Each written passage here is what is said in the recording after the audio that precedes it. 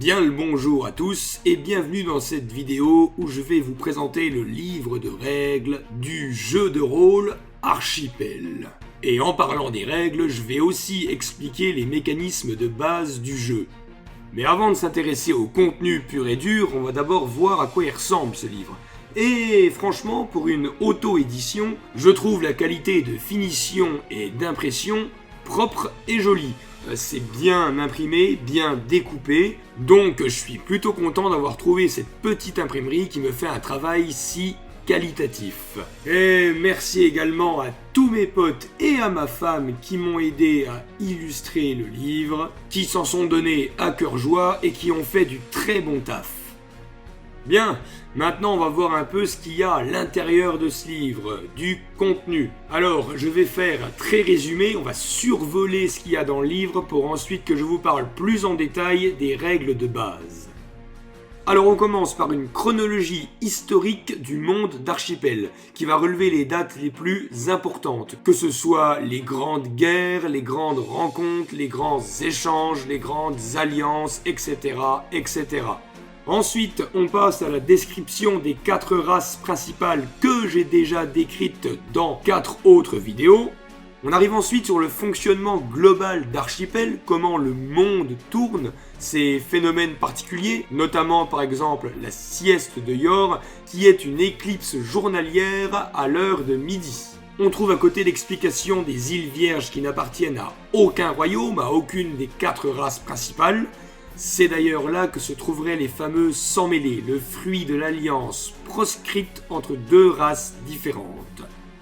Ensuite, on arrive sur la description globale des 4 îles principales, c'est-à-dire l'île des Alastines Cyclo, l'île des Surtes Magmar, l'île des Humains l'Empire et l'île des Alphars Perce-Ciel. Est également décrite l'île des messagers divins, les Wyrd.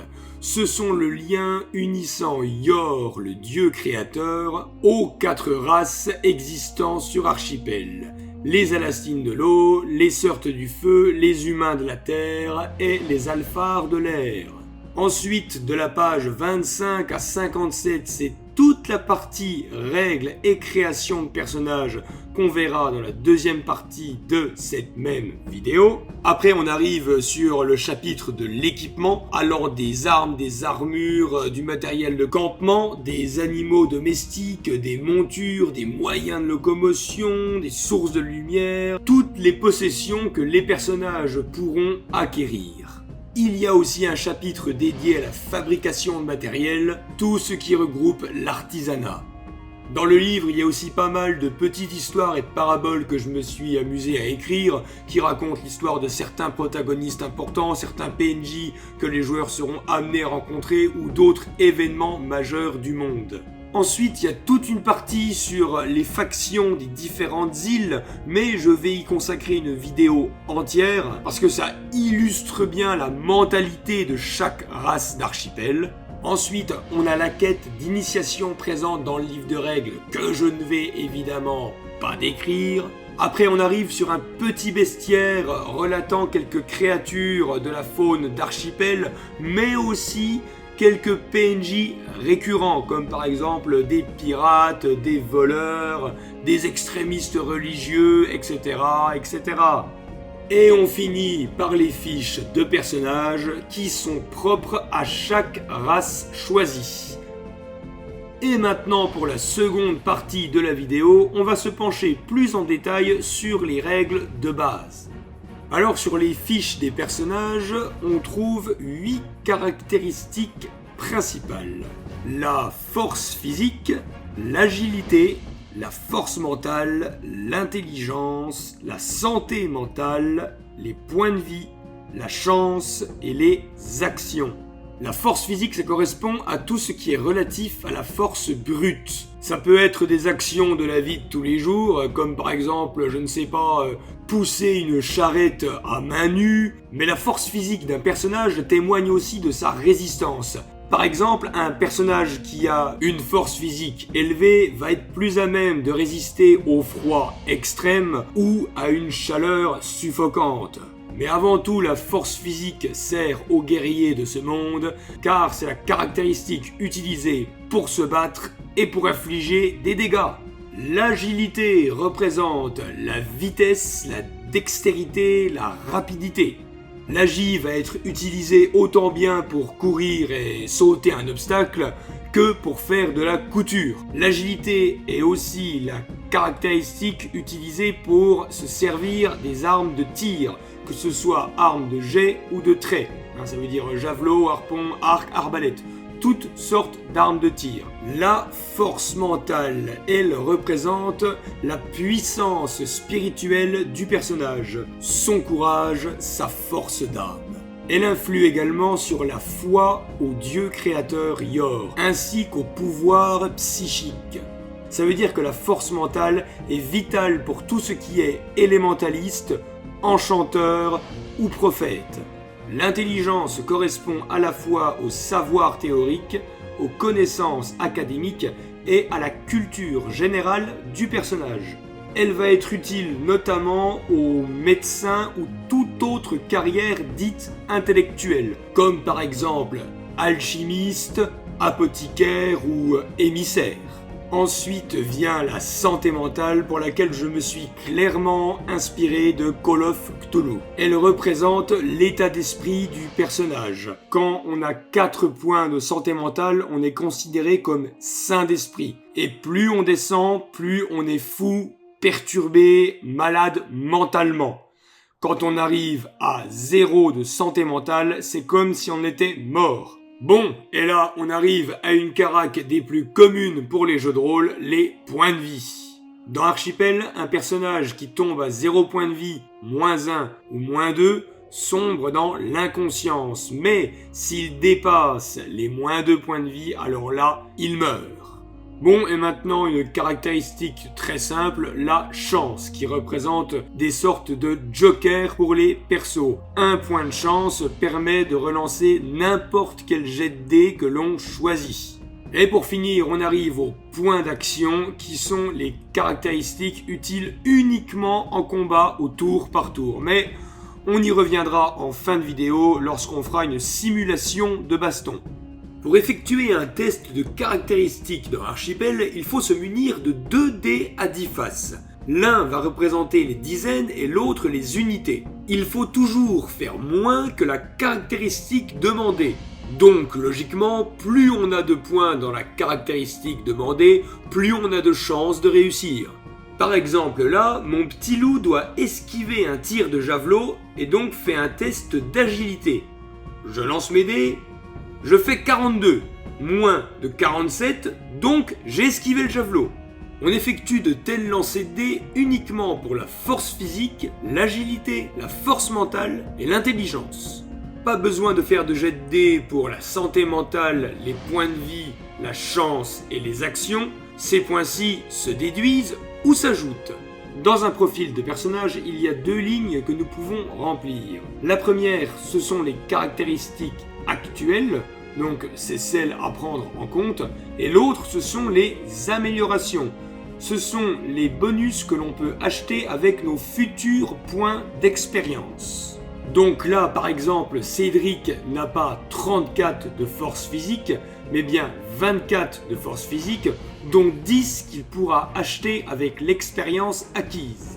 À la création de personnages, on commence par lancer des jets de dés qui vont déterminer ces fameuses caractéristiques principales. Chaque race jouable du personnage correspond à un archétype ou un stéréotype bien défini, accentué en plus par les traits raciaux qui représentent des bonus propres à la race jouable que le joueur veut incarner. Cependant, on peut nuancer les stéréotypes de la race choisie avec le choix suivant, celui de la classe du personnage. Il y en a 50, donc il y a un large choix. Par exemple, j'ai dit que les Alastines étaient plutôt une race de soigneurs, et bien rien ne m'empêche de faire un Alastine gladiateur. Il y a des classes imposées en fonction de la race du personnage, mais aussi des classes hétéroclites qui peuvent être choisies par toutes les races. Une fois qu'on a choisi la classe sélectionnée, on note les talents correspondant à la dite classe. Alors dans Archipel, j'ai pas fait de talent alambiqué, comme dans certains jeux de rôle, mais des avantages plutôt simples, voire même très simples, comme par exemple coup puissant, qui donne l'avantage d'obtenir un +2 aux dégâts au corps à corps. Alors c'est pareil pour les métiers, comme par exemple bûcheron qui va obtenir un +10 en force physique, directement modifiable dans les caractéristiques actuelles de base. Bon, par contre, certains talents spécifiques sont quand même plus compliqués que d'autres, notamment les dons divins qui offrent des avantages spéciaux aux prêtres, élémentalistes, enchanteurs, bardes sibyllins, enfin tout ce qui est en rapport avec le dieu créateur Yor. Ensuite, après avoir noté ses divers talents, on note ses dotations, son équipement. Un équipement évidemment qui va être logique par rapport à la classe choisie. Par exemple, un assassin va avoir une dague. Ensuite, on arrive au débouché de la classe qui indique les évolutions possibles avec notre personnage. Vient ensuite un mécanisme de base du jeu directement inspiré de Pathfinder, la règle des repos longs et des repos courts. On peut effectuer un seul repos long tous les cycles journaliers, donc dans Archipel c'est 26 heures, et entre chaque repos long on peut effectuer 2 repos courts. Dans les repos courts, les personnages se posent, boivent un petit coup et ils se soignent de 1 point de vie si besoin. Ça dure environ 1 heure. Durant 7 heures, on peut effectuer un test de premier soin gratuit. Parce que dans le talent premier soin, il est stipulé qu'on peut effectuer que 2 tests de premier soin par cible entre chaque repos long. Pour les repos longs, là c'est pas pareil. Il faut se poser au moins 6 heures, établir un campement, manger et dormir. Les personnages peuvent alors regagner 2 points de vie si besoin, et regagnent aussi tous leurs points de chance, leur capacité de soin et les chants de louange des bardes. Si on n'effectue pas de repos long, si on fait une nuit blanche en gros, eh bien on perd -10 en agilité et en force physique. Et c'est cumulable jusqu'à ce qu'il y ait un repos long d'effectuer. Passons maintenant à la fameuse simulation de combat pour bien appréhender les mécanismes d'Archipel du combat au tour par tour. Alors, petite mise en contexte, 2 briseurs du destin, un fanatique Surt et un sorcier humain décident de régler leurs affaires dans une des arènes de Magmar. Ils entrent chacun par une des portes situées à 30 mètres l'une de l'autre. Ils sont face à face, ils se regardent, ça va saigner. Le combat commence par un test d'initiative. Pour ce faire, on lance un dé à 10 faces et on additionne le résultat à l'agilité. Donc là, je lance les dés pour le fanatique Surt et j'obtiens un 4. Ce qui me fait 4 plus 55, 59 d'initiative. Pour le sorcier, je lance un dé, j'obtiens un 7, 7 plus 49, 56. C'est le fanatique Surt qui commence. Il s'élance directement sur le sorcier humain pour le fracasser à coups de hache, mais comme ils sont à 30 mètres de distance, le fanatique Surt doit d'abord faire une course, ce qui lui prend la totalité de ses actions. Au tour 1, il ne fera que courir. Pour ce qui est des actions disponibles en combat, il y a un tableau récapitulatif dans le livre de règles, qui indique évidemment le coût de l'action pour exécuter ladite action, mais qui offre aussi une description plus poussée. Bon, maintenant c'est au tour du sorcier qui voit un fanatique lui courir dessus. Ce sorcier maîtrisant l'élément du feu décide de lui envoyer l'invocation élémentaire jet de flamme.